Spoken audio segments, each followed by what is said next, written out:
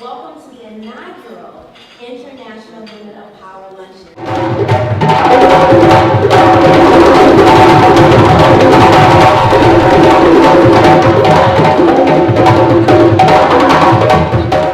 Africans and Africans, here today is long overdue.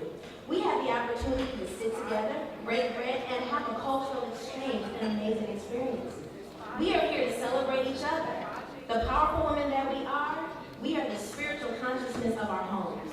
We are the catalyst of the workforce, and we are the direct connectors to the next generation. What are some of the themes for today's event?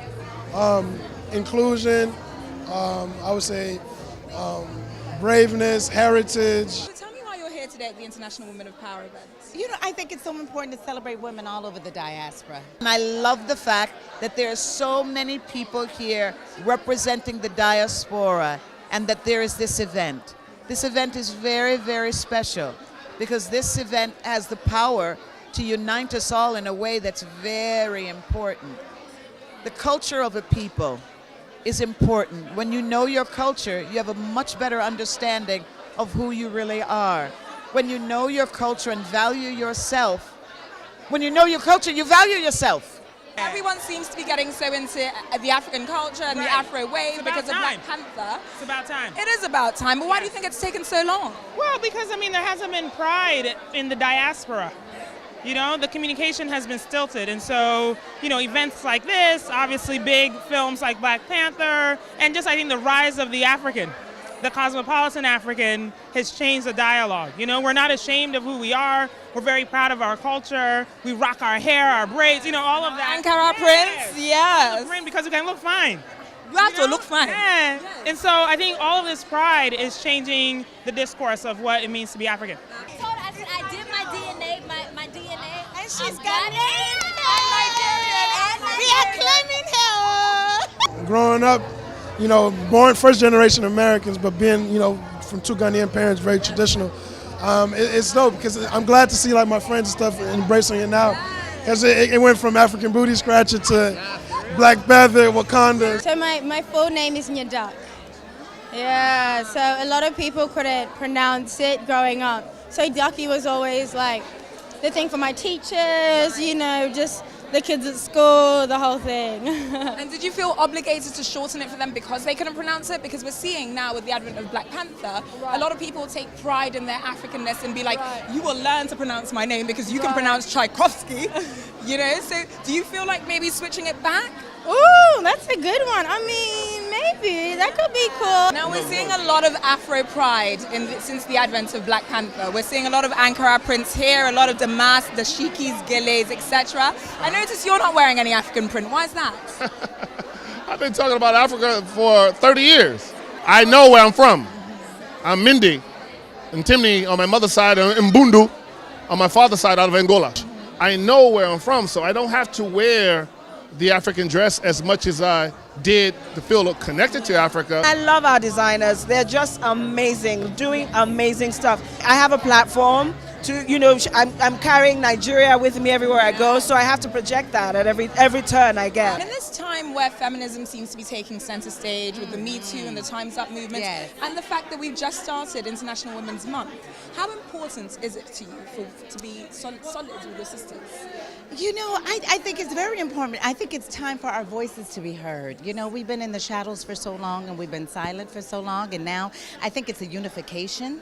I think it's really bridging the gaps where they needed to be bridged, and I think it's time for us to stand up and be counted. It makes me feel great. I was raised by my dad, and so I didn't have that pride in being a woman, from a young age. It's something that I really grew into, and really not until the last couple of years that I feel like being a woman was such a blessing, the way that I get to move through the world in such a particular way, being a Black woman. We are powerful regardless of whatever we're doing. The fact that there were women, from the moment you're born, you're at odds, you're on a warpath. The fact that you're a girl, you have to do much more, society's expectations, your body issue. We're being assaulted on every side. So we have to stay focused and stay strong and really, surround ourselves with good women as well, because we're a force. The whole of the continent celebrated you when you got your achievement at Uber. Yes. Tell me about being a woman in a boys' club in the tech industry. What is that like for you? mean, it's difficult. You know what I mean? I think when your numbers are not high, it's always difficult, right? Because you're always breaking through with a voice that is unique that people aren't used to hearing. And so, especially when you're a woman, a black woman, an African woman, you have to even speak that much louder, you have to be that much clearer, your ideas have to be that much sharper in order to really be heard. You know, it's a shame when you look at the numbers of women that are behind the camera, of women that are directing, or women that are in power, even in the workplace, in corporate America, in the entertainment industry. It's really staggering. So right now, by us all coming together, I think it's time to stand up and be heard. But in the industry, in the beauty industry in particular, in the fashion industry, in fact, the entertainment industry as a whole, they're noted for sort of hiring lighter complexion girls. But now we're focusing a lot more on darker skin tones. Why do you think the shift has happened, and how do you feel about it? I mean, I just think we are starting to really love ourselves and take real pride in it. We've kind of been taught to shy away from our uniqueness and, you know, our beautiful, all the things that make us extremely beautiful. So I just think right now we're just taking a lot of pride in that, and I'm so happy to be a part of the movement. I feel like it's changing. I did a TED Talk on it, called Black Girl Magic in the Fashion Industry, and it was basically about the mistreatment of black models in the industry and the systemic bias that we face every single day working as models, trying to get agencies, going to castings, and it was something that I took very personally. It hurt me a lot being in the industry and experiencing that, not feeling valued, because at the end of the day, I'm still human. I want to feel valued. I want to feel seen, understood. And so I talked about it, and once I talked about it, things really changed for me, and I see the industry changing too, and other models are becoming more vocal as well. So I have a lot of hope for the future of black women in fashion. 7 years ago, I was experiencing so much rejection and resistance from the fashion industry, and you fast forward to now, and I'm getting an award, and it's just, I guess, proof of my persistence and just setting goals and keeping going, and I couldn't be where I am today without the support of women like the ones who are going to be in this room. What advice would you give to young girls who are looking to follow the same path as you? Education, education, education. An educated person, the world is there for you. You know, other people can take a lot of things away from you, but they cannot take what is in your mind. You're a great role model to younger girls. Where did that come from? It came from God. It came from building my relationship with God and getting to know myself. Honestly, I didn't have any of this awareness or knowledge. Because you're quite young to be so aware. Thank you so much. It was really when I started to put God first and, you know, put my energy first, put myself first, and focus on really becoming the best version of myself that I could be, that I really just stepped into this wealth of knowledge about just people, how we work, how our minds work, how our habits work. And, you know, I just want to share with people that you can overcome. You can overcome what you've been through, and everything that you've been through is preparation for where you're going.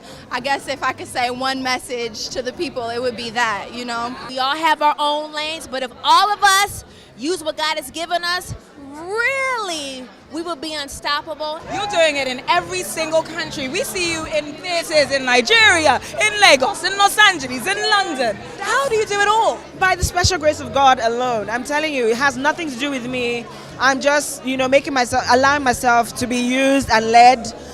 You know, and I keep getting these really great opportunities, so I'm just so blessed, and I take advantage of them as much as I can, as long as it's in line with my, you know, ethos and brand and everything. Good, better, best. Never let it rest till your good is better. And your better comes your best. Come on now.